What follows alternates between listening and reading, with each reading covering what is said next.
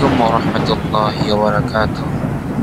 আজকে আমি আপনাদেরকে ভারতের আগ্রায় অবস্থিত অসাধারণ স্থাপত্য তাজমহলের ইতিহাস জানাবো। তাজমহল নির্মাণ করেছিলেন মোগল সম্রাট শাহজাহান তার স্ত্রী মুমতাজ মহলের স্মৃতিতে।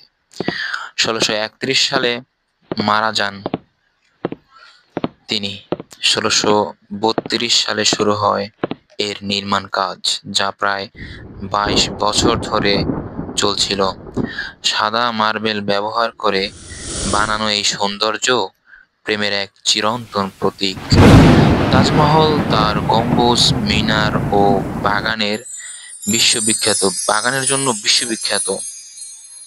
এটি বিশ্বের ৭টি আশ্চর্যের মধ্যে অন্যতম এবং কেউ কেউ বলে থাকে তাজমহল নির্মাণে যে সমস্ত মিস্ত্রি এবং কারুকার্য করেছিলেন যারা, তাদের হাত নাকি কেটে ফেলা হয়, যেন অন্য কেউ এ তাজমহলের মতো আরেকটি মহল যেন বানাতে না পারে। বন্ধুরা, এটি আসলে ঐতিহাসিকভাবে কোনো প্রমাণ নেই, পাওয়া যায় না। এটি লোকমুখে চলা একটি কথা। আরো একটি গুজবে জানা যায়, মানে মানুষের কথায়, যে তাজমহলের পেছনে নাকি একটি কালো তাজমহলেরও ইতিহাস রয়েছে। আরো অবাক করা বিভিন্ন রহস্যে এই তাজমহল ঘেরা।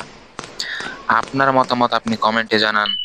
ভিডিওটি ভালো লাগলে অবশ্যই সাবস্ক্রাইব করুন। এরকম নিত্য নতুন ঐতিহাসিক ভিডিও পেতে, আপনাদের মনোমুগ্ধকর ভিডিও দিতে আমি আপনাদের সাথে আছি। মোহাম্মদ